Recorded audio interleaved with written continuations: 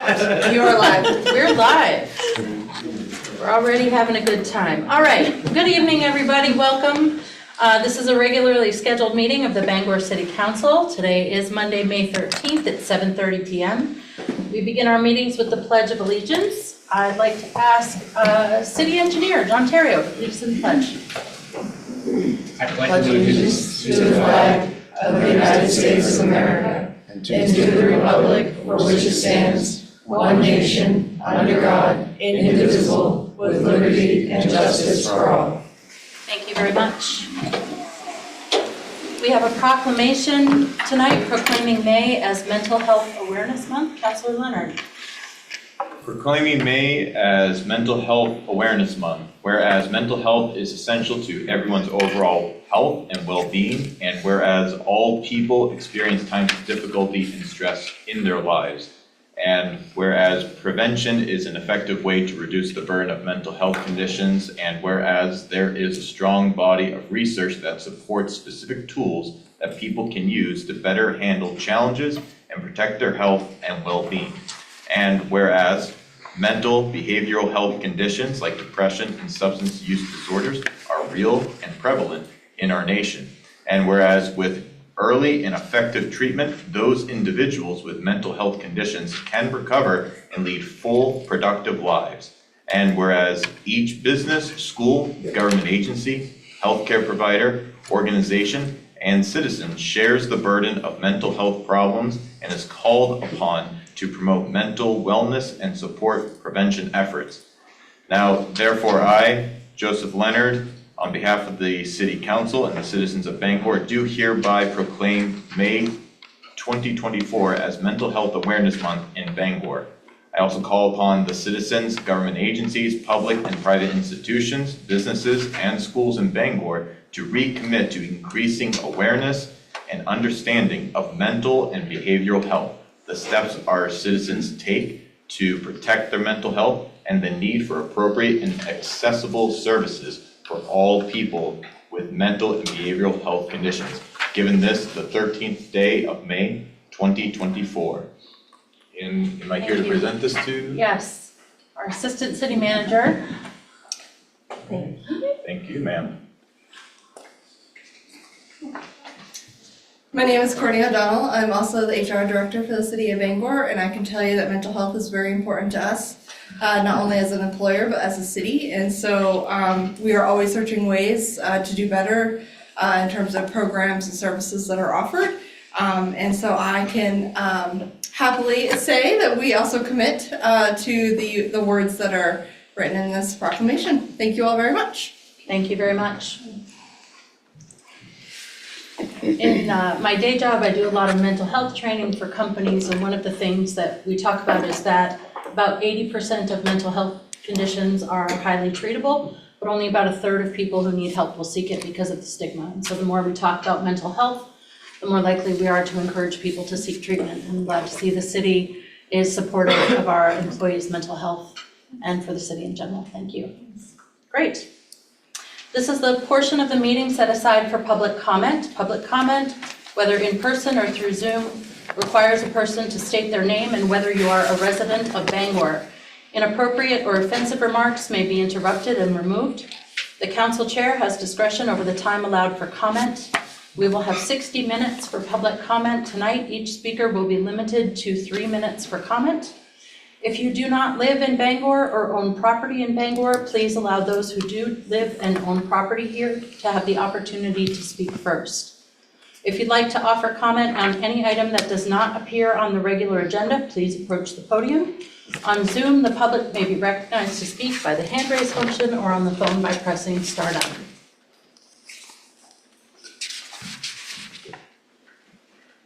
I guess I'll go first. I don't like going first, but don't start the timer yet. Just say thank you. I'll do this, it's easier because I'm going to read very fast compared to the 3 minutes.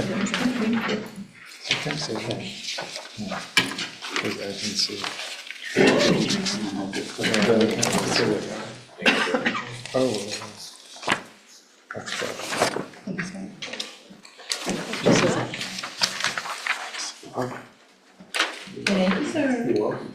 There you go. Is this on? Yes. My name is Scott Hardy. I'm a resident of Bangor, and I've been here the last 2 sessions to talk about overdose prevention centers, and this is part 3. And there's 12 parts, so you've seen me for a while. In parts 1 and 2, we looked at what overdose prevention centers are and what the benefits are to all of us. We are all affected in one way or another. Tonight, I'm addressing the barriers to OPCs. The biggest challenge is the legal challenge. To clear the legal path for overdose prevention centers is necessary to address the current legal barriers that prevent their establishment. This can be done in a combination of legislative action, policy changes, and community education. Advocate for state and local laws that explicitly authorize the operation of overdose prevention centers. This may involve working with elected officials to draft and pass legislation that provides legal protection for these facilities and their staff.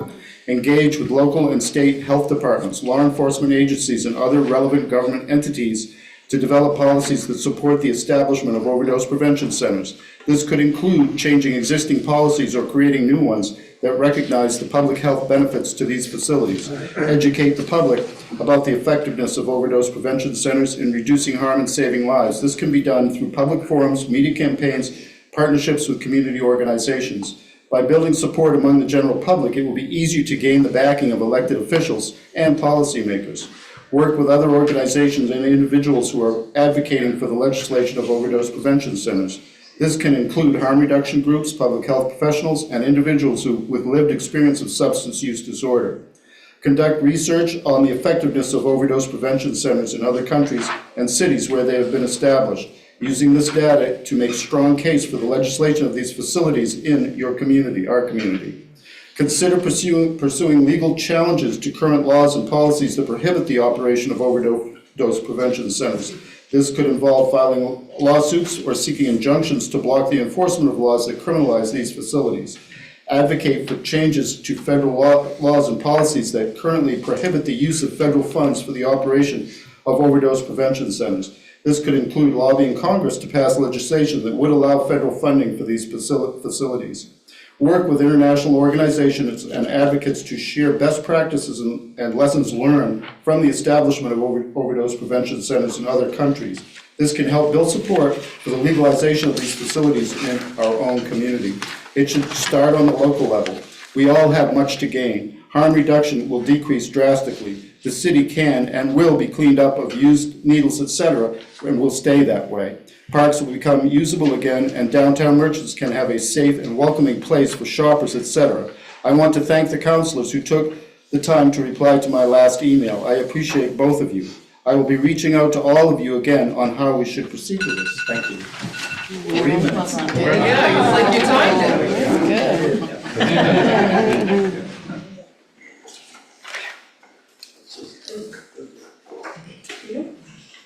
Can we approach and pass out? Yes, thank you. Thank you. I think I have enough, I apologize if I don't. There you go. Hi, I'm David, I'm Laura. and we are hosting the Great Bangor Marathon this year. So we're coming with good news. We're bringing we're gonna build the economy with this race.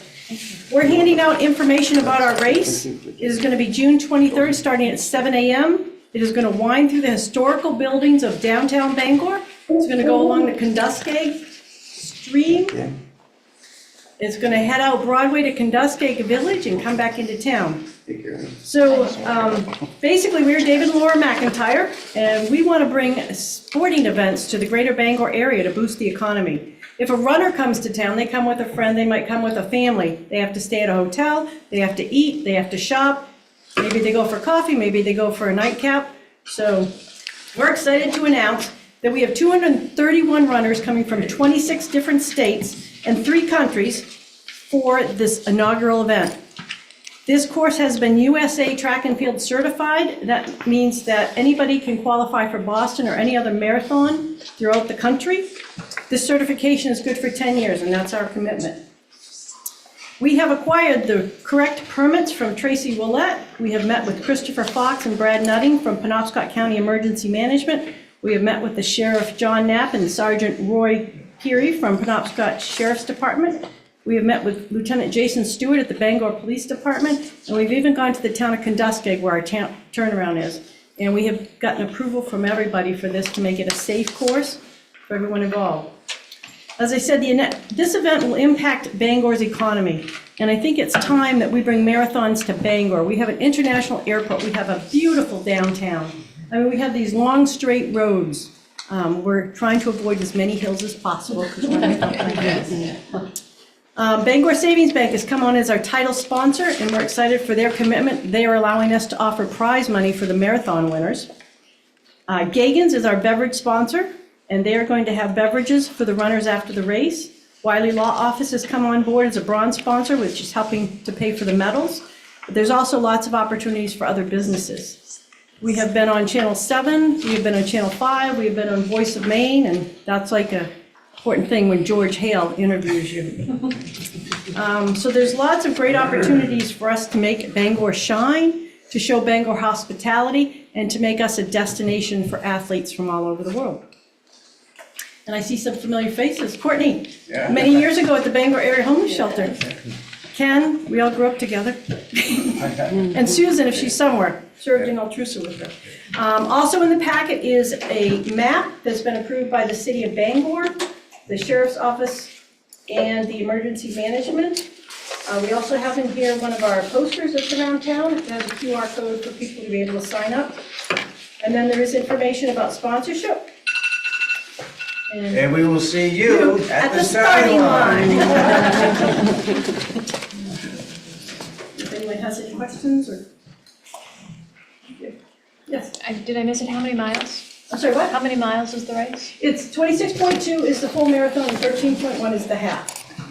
And as I said, those certifications are good for 10 years. And what's cool about that is there's actually people that want to run a marathon or half marathon in every state of the United States. And last year up in Lincoln, on our marathon there, we had one qualify for her half marathon and got her jacket, and another gentleman who only has 4 more states to go. So as far as advertising Bangor and celebrating it, I just feel like that this event, we're really proud to bring it to Bangor, where I grew up. Any other questions I can answer? Thank you for your time.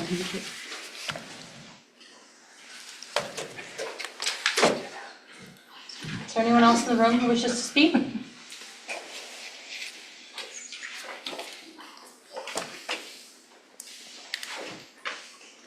My name's Suzette Furrow, resident of Bangor. I'd like to address the public bathroom issue again. I think the city does need more public bathrooms. I disagree with the original plan for placement of the bathrooms in neighborhood parks. I'm glad the city has reconsidered the placement of the bathrooms. Many residents think that they should receive a letter from the city when these things are being considered. If there is a public forum held, a notice regarding the public forum should be mailed to the residents of Bangor. The entire city should be notified. Public bathrooms and neighborhood parks would be changing parks that have existed in the city for decades. The city has had a difficult time cleaning up encampments in various areas of the city. Residents have been picking up needles throughout the city as well. Placing bathrooms in child-centric locations could put children at risk of contracting illnesses and exposing them to illicit behavior, as the library posts all the behavior that they've witnessed. The lack of communication between the city employees and the residents could lead to an erosion of trust in local government. In the future, I think it would benefit everyone if there was better communication between city employees and residents. Also, I believe the city should invest in a drug abuse awareness campaign to discourage drug use, especially among our young people. I would appreciate if there were more decisions being made by the council rather than committees. I realize that the council has the final vote, but I believe the council should not always be in agreement with committee decisions and have more conversations regarding these committee decisions. Thank you.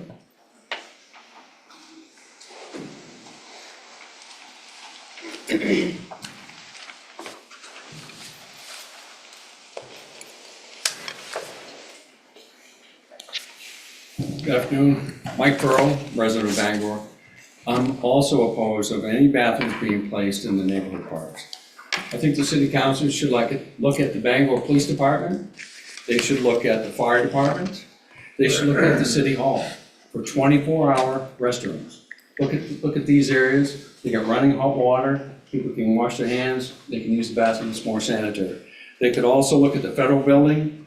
And the homeless shelter, I know the city doesn't have anything to do with that, but if they were to give us some money, maybe they could have a 24-hour restroom there with running hot water. And the other place is the hospital. Neighborhood parks are not the place to be putting these things. If they are put there, what are you gonna do about people that decide to camp there in the parks? Are they gonna be removed? I don't know.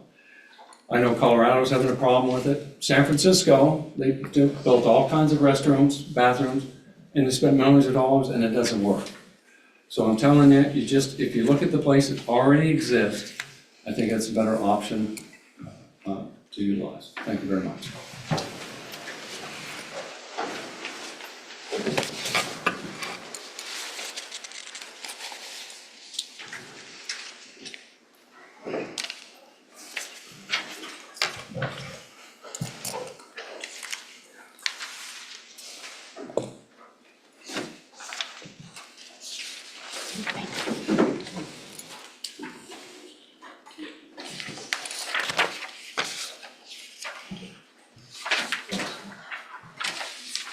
You gonna run? You gonna run? Oh, yeah. Awesome. Thank you. It's okay, we can share. We can share. I'm Justin Cardier, a resident of Bangor. I handed out a candidate's promise to protect citizens' property rights. Now, I know you're all elected already, but I think the information still applies very well. I'm sure you're aware that private property is vital to our prosperity and to our freedom. Yet property rights are endangered by many governments and unelected non-government organizations while preparing their planning projects. In many communities, zoning protection for single-family homes is being removed. In addition, private landlords are being destroyed through rent controls. If this continues and private property is eliminated, the only kind of housing that will eventually be available will be government housing. Do you want that to happen? I believe that protection of private property must be a first priority, and as such, planning projects are designed and promoted. Do you agree? So I ask you to make a strong stand in defense of our property rights by signing the attached pledge. The definition provided was written by a state Supreme Court justice. If you don't agree, then please explain why you don't agree with that definition. Now, one thing that was omitted when City Manager Deborah Laurie was reading her presentation was that neighborhood parks close at 10 p.m. So providing restrooms at these locations would be in violation of the park ordinance per her presentation that was presented. So how, I don't understand why we are going to be violating the park ordinance by putting one in Co-Park. Is that not also closed at 10 p.m.? Correct me if I'm wrong. And Councilman Leonard brought up the 1908 cholera epidemic. When outhouses were banned in 1908 because of the cholera epidemic, city code required that restrooms be hooked to city water and sewer. Now, I think we all agree that we need more bathrooms, but the bathrooms we need are equitable bathrooms, ones that have hand washing stations, warm running water. And I know we've talked about putting these in locations that could be hooked to city water and sewer. That's really what we need to do to keep the people of Bangor safe. And it doesn't matter who's using these bathrooms. We all need to be kept safe, every last one of us. And I really hope you think about how to make this happen and get them onto the running water and sewer, because otherwise we're going to have more of these kind of outbreaks. And we've already established through earlier presentations that and there's an uptick in AIDS epidemic here in the city of Bangor.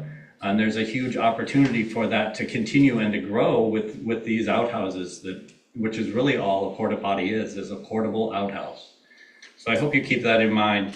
You know, the taxpayers of the city of Bangor are going to be looking at $24,000 a year for twice a week cleaning. I think we can all agree that's probably not going to be sufficient and likely going to be costing us $50,000 a year. Thank you for your time.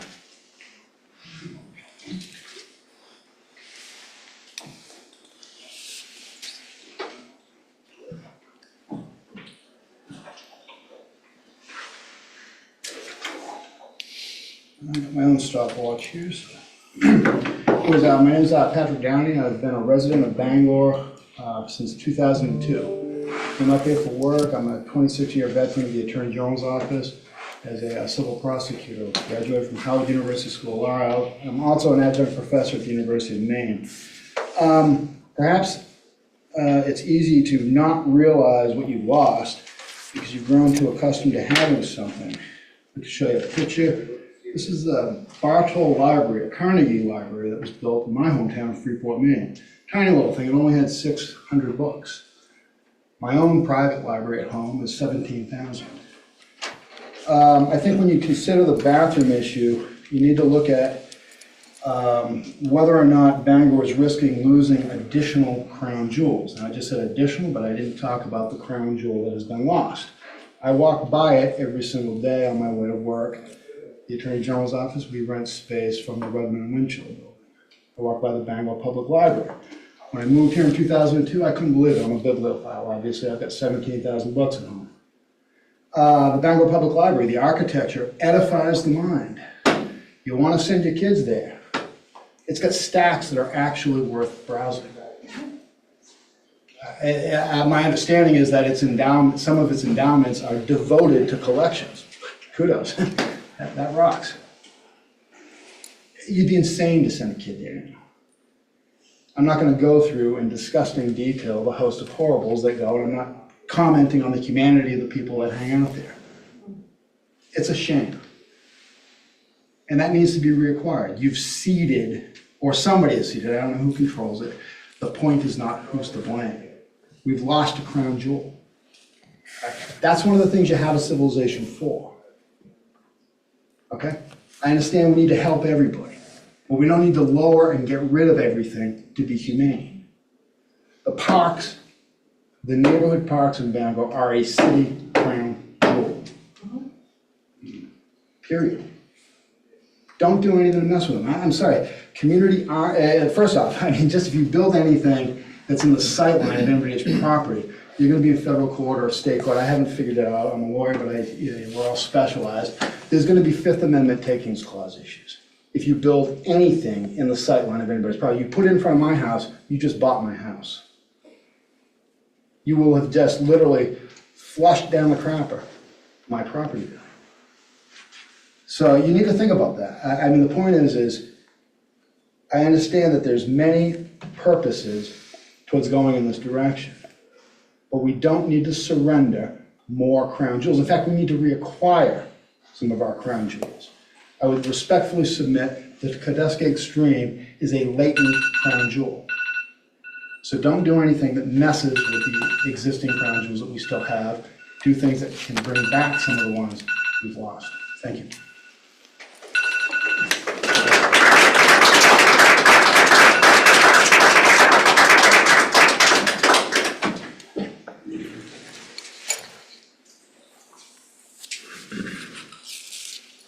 Hi, my name is Bonnie Devo, and I've been a resident of Bangor for 18 years over in the Stillwater Park area. Prior to that, my parents were there since its inception. I've never realized anybody was antagonized or upset by not having bathroom facilities in all that time. I think, I'm just going to put it real succinctly in terms of costs. The benefits are certainly not commensurate with the costs, and I'm questioning. I just read this, and I'm sorry I didn't spend more time that it actually deserves to break it down. But one thing that really hit me was one of the paragraphs here on page 3, addressing the fact that you had public restrooms just in 2021. And according to this, you spent $70,000. The city of Bangor spent $70,000. They lasted 2 months. And because at that point, it was due to quote-unquote heavy and repeated vandalism and misuse of them. So I would just want everyone to really reflect honestly about the progression of vandalism, drug abuse, etc., from 2021 to the present. And what kind of logical sense does it take? You know, what kind of logical sense is there in making this leap into, I would say unknown, but it is known. And, you know, I have the pleasure of looking out my windows and seeing kids congregate just this week. You had groups in one time. You had simultaneously three groups of young children playing soccer, having the time of their lives, unencumbered, not having to worry about or having the parents worry about having them, if they do have to go to the restroom, taking them into the restroom, making sure it's a safe place. There's nobody in the restroom who shouldn't be in the restroom. There are no needles in the restroom. There's no blood in the restroom. These kids have been enjoying themselves in a carefree setting, and I think they have a right to do that. And I think that we, the taxpayers, we, the people who choose to live in this community, buy in to having our children, our grandchildren, be able to enjoy themselves. And this just is, I realize that this is not an area that you're earmarking, but it could be. And they could be comparable places that you're earmarking, and I just hope that people consider. You were halted in 4 months, just 3 years ago. And unless you have a better plan, I don't anticipate this is going to end any differently. Anyway, thank you for your time.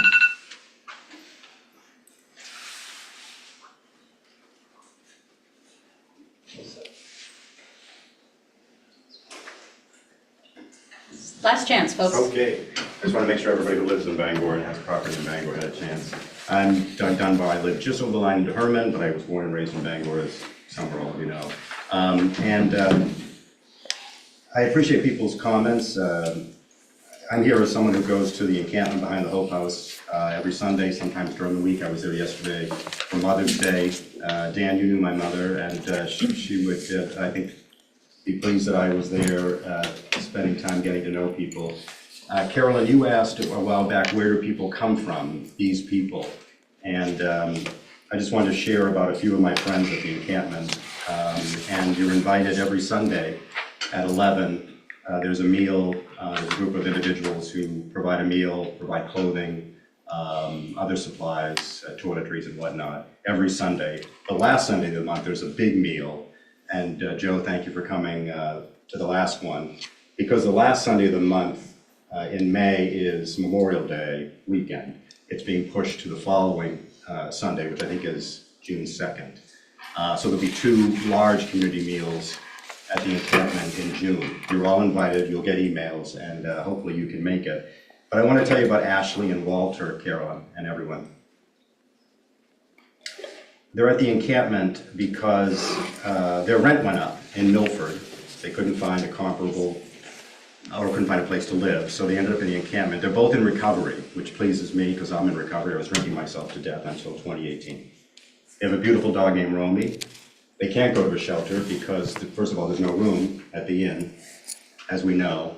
And as a couple, particularly with a dog, there's no place for them to go.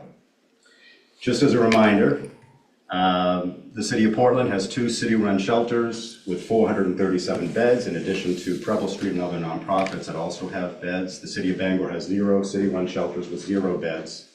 The City of Bangor actually has fewer shelter beds today than we did before COVID.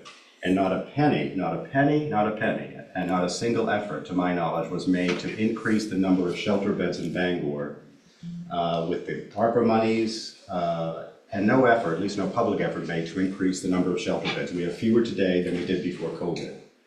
Portland recognized that more and more people were becoming unhoused because of COVID and related consequences. They also knew they had an influx of people seeking asylum, so they opened a second shelter. There are 437 city-run shelter beds in Portland.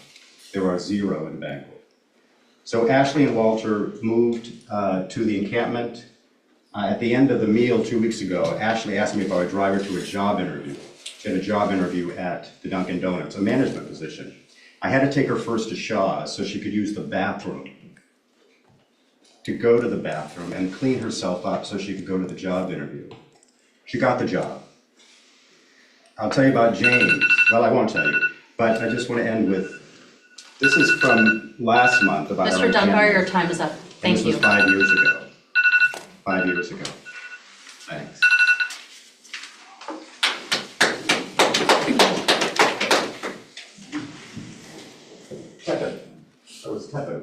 Hello, I'm sorry, hello, council, hello. Excuse me, just a moment. Can we please not have chatter in the room? It's difficult for people online to hear what's happening. Thank you.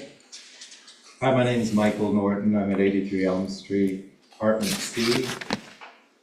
I had sent an email Saturday morning to the council requesting that they invite the NASA Chief Medical Board to the meeting tonight, but I guess they didn't show. And that's okay, because they have things to do as well as everyone else on planet Earth and beyond. I'm going to talk about that in a moment, but I wanted to talk about injury first. I was of single digits walking down through the woods in a campground on an expedition for kids with adults, chaperones, on a gravel path. And I tripped and stumbled and fell and forward onto the gravel and skidded my hands on the gravel, lacerating my palm, like as if a tongue was hanging and it was my flesh. It was very painful as a child. And I just remember hours after that, still being in pain because there were tweezers going into the palm of my hand, getting little pebbles and stones out. And it obviously makes me tremble,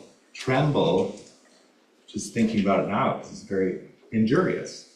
But nobody, I don't blame anyone for that. Nobody pushed me. I was just a kid walking in a line with other kids. I hurt myself. Nobody was sued for it. The stone cutters weren't. They didn't need to be. The woods, the campground wasn't. The organization I was with wasn't. My parents, my family weren't. Nobody needed to be. It's just injury.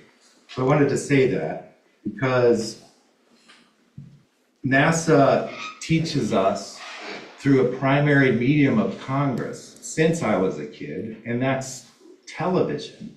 No matter how fancy we make it and look the other way, it's always television, and they always need that. So television really needs to start paying attention to who's doing the work, where, when, and how, and why. And there's segregation that there's a medical board with NASA, with our US government, because we have doctors at the Institutes of Health and the Health and Human Services Department.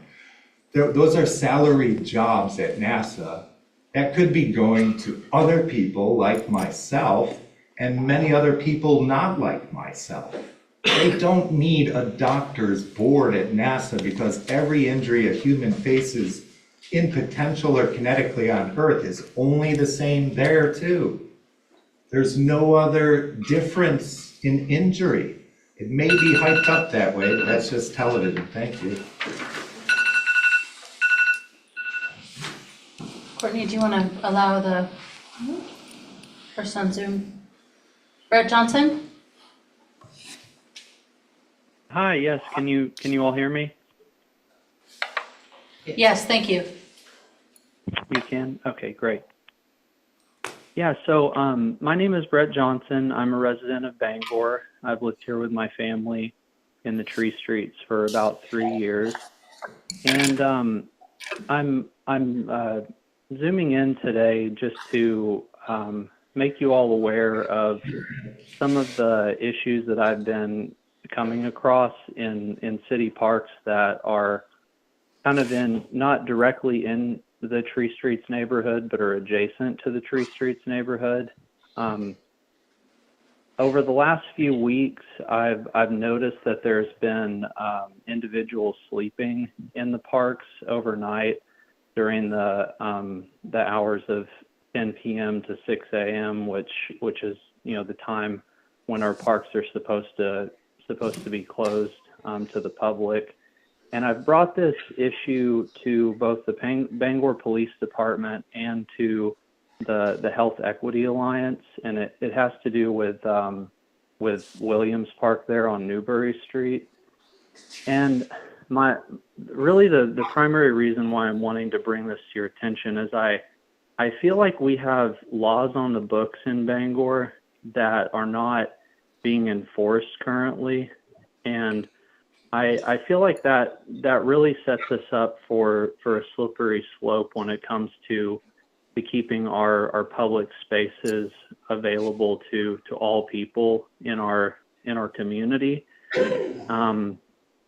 I've watched the debate very closely around the bathroom issue and contributed to the dialogue around the bathroom issue. And my primary concern is that we already have laws on the books that, as someone earlier in this meeting had mentioned, really fly in the face of ordinances that are already law in the city of Bangor, such as the parks needing to be closed from 10 p.m. to 6 a.m.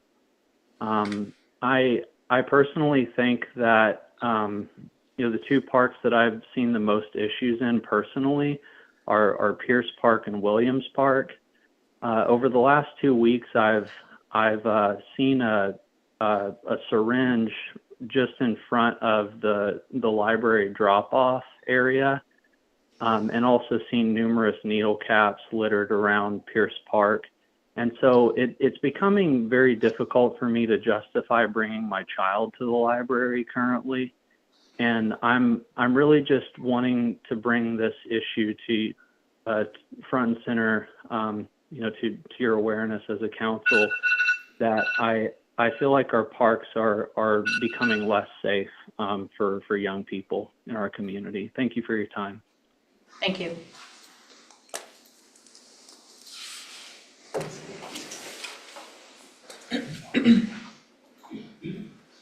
Okay, seeing no one else approach, we'll move on to the consent agenda. Minutes of Bangor City Council regular meeting of April 22nd, 2024, Finance Committee meeting of May 6, 2024, and Infrastructure Committee meeting of April 17th, 2024. Liquor license renewals, application for liquor license renewal, Malt Wine Spirits of C&L Asian Restaurant Inc., doing business as Green Tea, 11 Bangor Mall Boulevard, Suite E. Application for liquor license renewal, Malt Chipotle Mexican Grill of Colorado LLC, doing business as Chipotle Mexican Grill, number 2287, 583 Stillwater Avenue. 24-133 order appointing nominees to various boards, commissions, and committees. 24-134 order amending the City of Bangor procurement policy. 24-135 order authorizing execution of a contract with On the Line Inc. in the amount of $282,150 for the 2024, 2025, and 2026 pavement long line marking programs. 24-136 order authorizing execution of a contract with Streets Landscaping and Lawn Care Inc. in the amount of $461,550.50 for the 2024, 2025, and 2026 pavement stencil marking programs. 24-137 order authorizing contract award to Hughes Brothers Inc., MDOT WIN number 026-053.06, Ohio Street Resurfacing and Sidewalk Project. 24-138 order authorizing contract award to Streets Landscape and Lawn Care Inc., Pickering Square Improvements. 24-139 order authorizing transfer of $250,000 of general fund contingency appropriation to capital fund transfer appropriation in fiscal year 2024. 24-140 order accepting a donation from the Bangor Walmart in the amount of $2,418.07.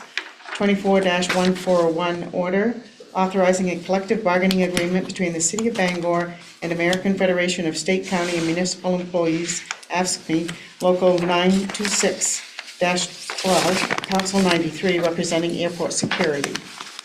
24-142 resolve ratifying staff action of accepting a donation of 317 trees on behalf of the City of Bangor. 24-143 order ratifying staff action to apply for a $75,000 Inflation Reduction Act Urban and Community Forestry Project Canopy Grant from the Maine Forest Service. 24-144 resolve ratifying the city manager's actions to apply for an airport improvement grant, AIG, under the Bipartisan Infrastructure Law, BIL, program in the amount of $8,125,342 from the FAA and $451,408 from MDOT for the rehabilitation of runway 1533 at Bangor International Airport. 24-145 resolve ratifying the city manager's actions to apply for federal fiscal year 2024 Airport Improvement Plan, AIP, entitlement grant funds of $15,285,800 from the FAA and $1,083,222 from MDOT for the rehabilitation of runway 1533 at Bangor International Airport. Thank you, Madam Clerk. Move approval of the consent agenda. Second. We have a motion and a second. Questions or discussion on the consent agenda?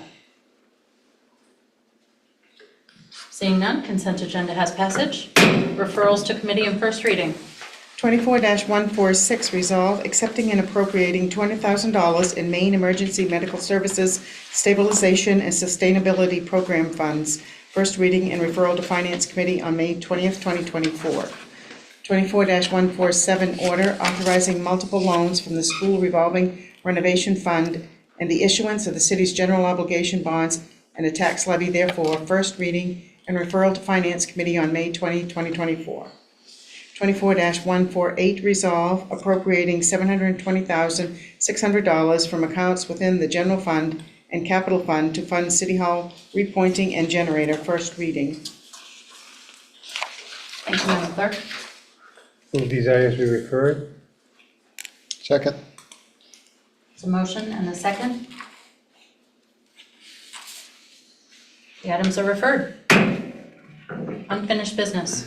24-130, ordinance amending Chapter 165 Land Development Code District Map to rezone a property located at 670 Ohio Street from Low-Density Residential District, LDR, to Neighborhood Service District, NSD. Councilor Fournier.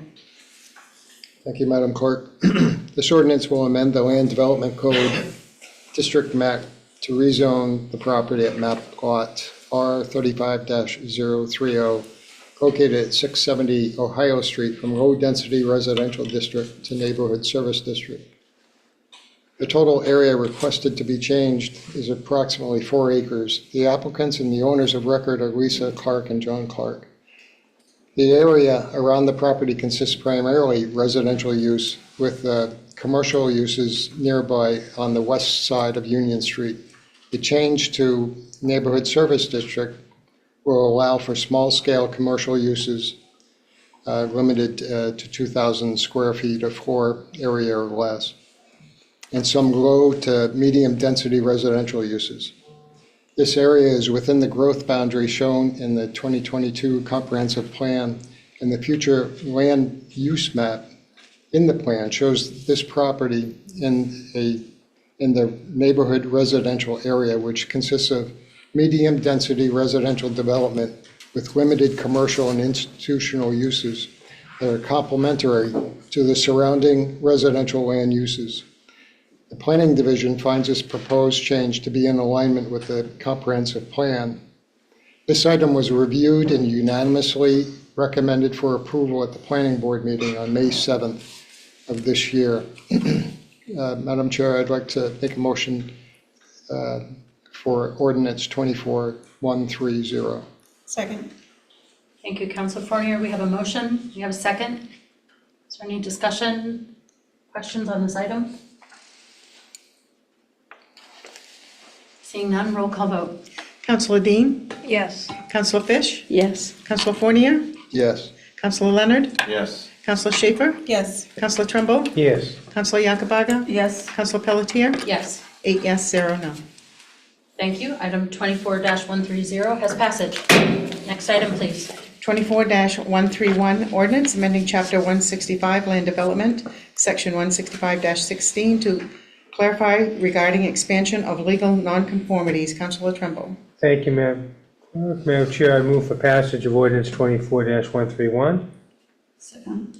This amendment, if passed, would revise the city's land development code, authorizing the expansion of legally existing nonconformities to limit such expansions to residential uses only, and recently revising the land development code to allow for expansions of legally existing nonconforming uses under certain conditions.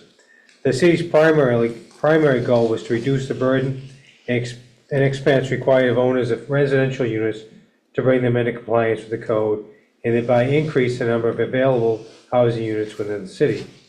The proposed amendment is intended to avoid unintended consequences of increasing nonconformities involving commercial in industrial uses. So this was reviewed and recommended for approval by a 6-1 vote at the planning board meeting on May 7th. Thank you, Councilor Trimble. We have a motion and a second. Questions or discussion on this item?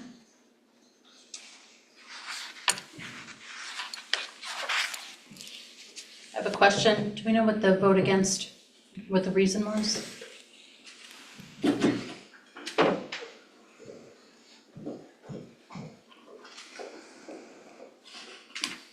Nicolette, Planning Officer.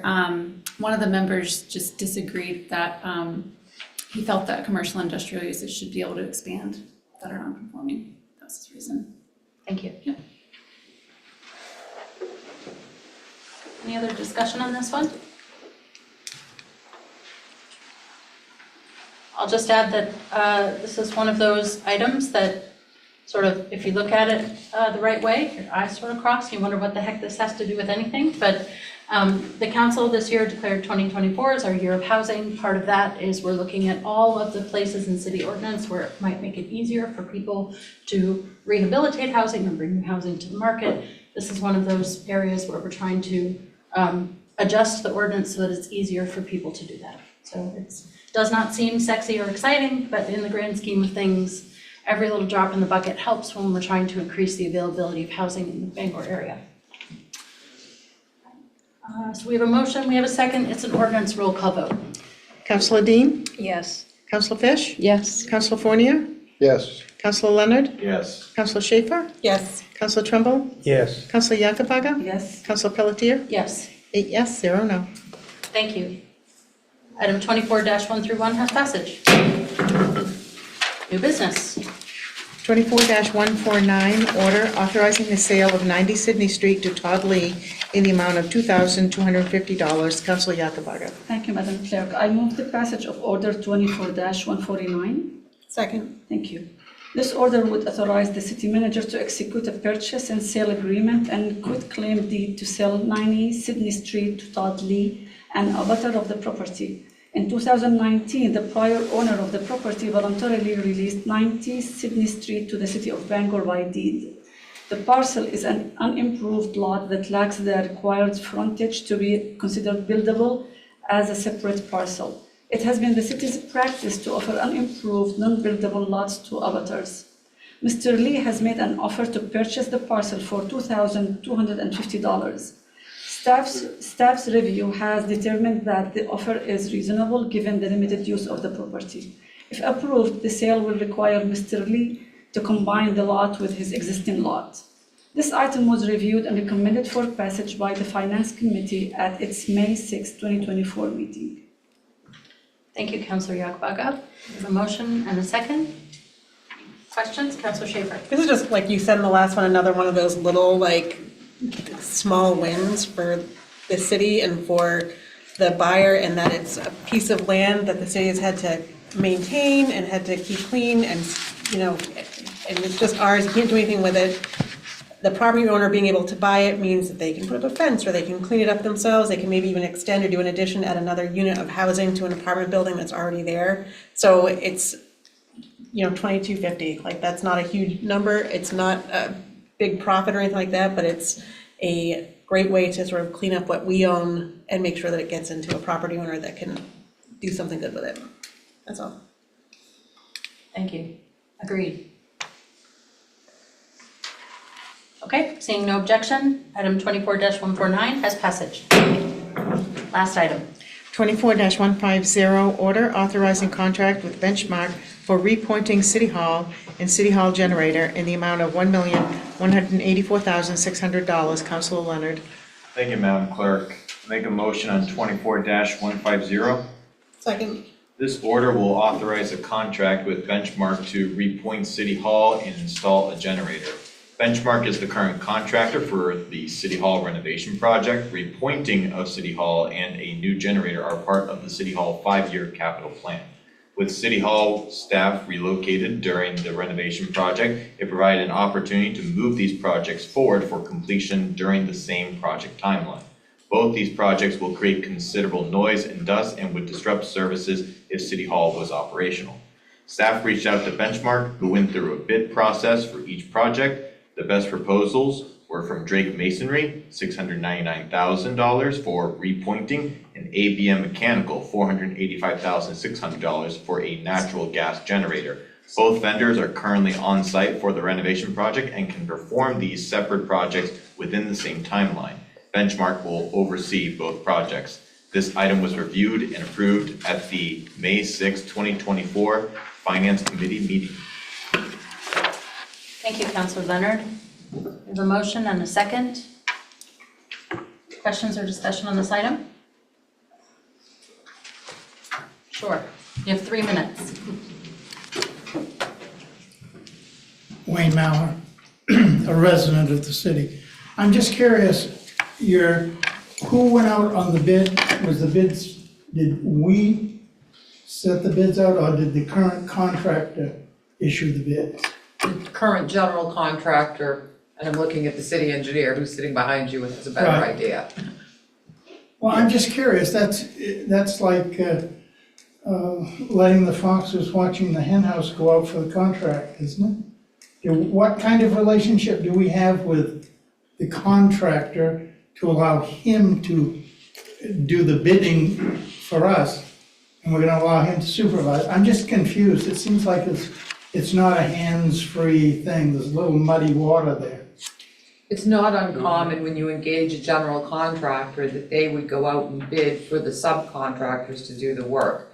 And I'm gonna look at the city engineer to see, is he nodding up and down with me? That's nice. We asked Benchmark. Yeah, it's all right. We asked the project at City Hall is ongoing. Yeah, I understand. We've had the generator and we've had the repointing projects going on, thinking about it for the last 5 years. So we actually had Artifacts do a bid package for the repointing of City Hall.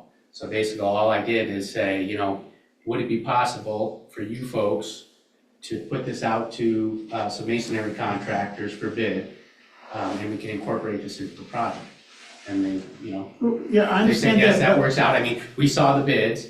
Well, that's what I was curious They about. provided us with the bid information, we saw them. Drake Masonry was low bid, and Drake Masonry is local, and they do great work, so we're pretty happy to get them. The other nice piece of this is, we have a very qualified project inspector, manager, Dave Hardy, who's working for the city for the renovation project. And so we're adding more work with the same timeline. Dave Hardy's gonna be overlooking that work at the same time, so it's almost like there's a benefit there because we're not paying Dave Hardy any more money. He's gonna be there and we're gonna get these other projects done at the same time. So Now, I think it's kind of a win-win.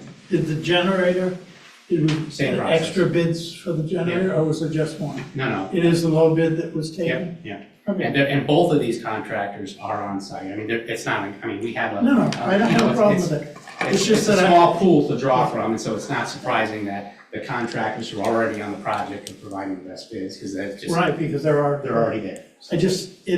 In reading the item on the agenda, it's very confusing as to what's going on. And I have faith in you, not us. I have faith in you. Yeah, good.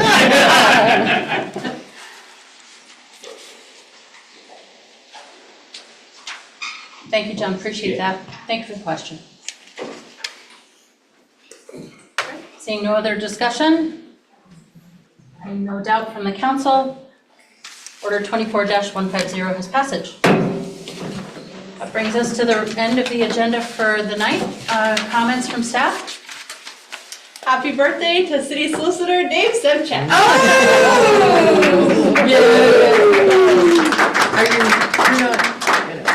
Thank you. We celebrate. Other comments from staff? Thank you. Closing comments from council. We'll start with Councilor Fish. I'm excited that there's a marathon coming. That's exciting. I can't wait for that. Otherwise, I always like to thank everybody for coming and love to hear the comments and encourage more involvement. And thank you all and good night. Councilor Yakubaka? Have a good night. Councilor Trumbull? Yeah, that is marathon is exciting. I felt like we were having a Shark Tank presentation. I think Courtney just told half the story. This is a a big birthday for the city solicitor, so I think we should know it's not just any birthday, it's a big one. So happy birthday, Dave. Good night. I'm guessing it's 21. Happy birthday, Dave. Have a good night, everybody. Councilor Fournier? Good night. Councilor Schaefer? I just want to share that this recently were the graduations in the area, UMaine and Husson, and I do Husson's graduation as part of my day job. And it's the 10-year anniversary of the Cross Center, and I always take a picture from the floor when the students are there and all the families are there, and that place is absolutely packed. We had like 550 students participate, and you could not find a seat in the place. And I look at that and I think of I wish Sue was here, because I know she was a big part of that committee 10 years ago. And the Cross Center is a community asset. It is, and I've seen Chicago there, and I'm gonna go see, I'm watching some of the new Broadway shows that are coming, and my husband saw Judas Priest there a couple weeks ago. And then we have a community graduation where we have people that come literally from around the world to watch their kids graduate from Husson. And it's such a great facility. The staff is great. People have a wonderful time. I get emails afterwards about what a great ceremony it was, but it would absolutely not be possible for us to say, bring every one of your cousins and their cousins to your graduation without having a facility like that in Bangor. And it's made so clear to me every May that we need, and for those of you who maybe weren't here, it was a big fight to even have it replaced.